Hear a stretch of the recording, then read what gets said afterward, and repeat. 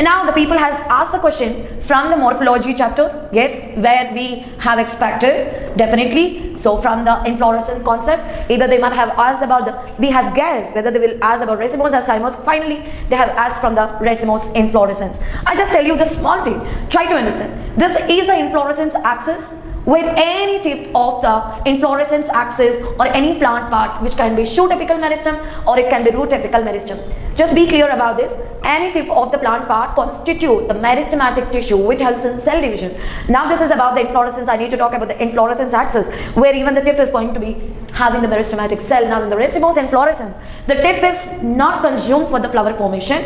Yes, so when it is not consumed for the flower formation, so which means the flowers are going to be born on the lateral sides of the inflorescence axis. Let me just indicate this one as a first flower, second flower, third flower, fourth flower. Just now I told you a question, inflorescence axis, so is not consumed, its tip is not consumed for the flower formation, hence it can show unlimited growth and also involves in flower formation, where I can just represent already 1, 2, 3, 4 and keeps on flowering on the lateral sides, which means the first flower I'm just going to indicate with the oldest flower, and the last flower which is at the top is considered to be as young flower. This kind of, you know very well, when tip is not consumed, I'll call it as unlimited growth. When tip is not consumed, I'll call it as indeterminate growth.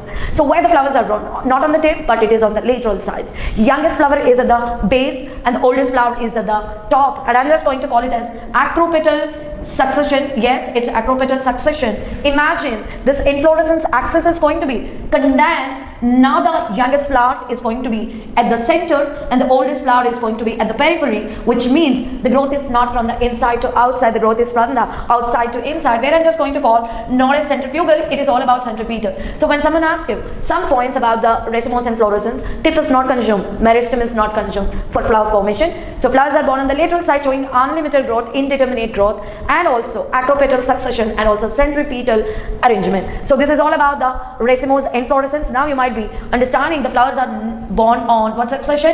Acropetal succession. Just now I told you. So oldest flower is at the base and youngest flower is at the top. This is all about the racemose inflorescence. So when you just wanted to recollect the point, Fabaceae, Poaceae, Fountain Pepsi, and I'm just going to give you sub Solanaceae, Asteraceae, Brassicaceae, Liliaceae. In this case, I'm just going to use a tricky mnemonic like Fountain Pepsi sublog. For this, I can just use a code word like, so Fountain Pepsi, so here it is going to be.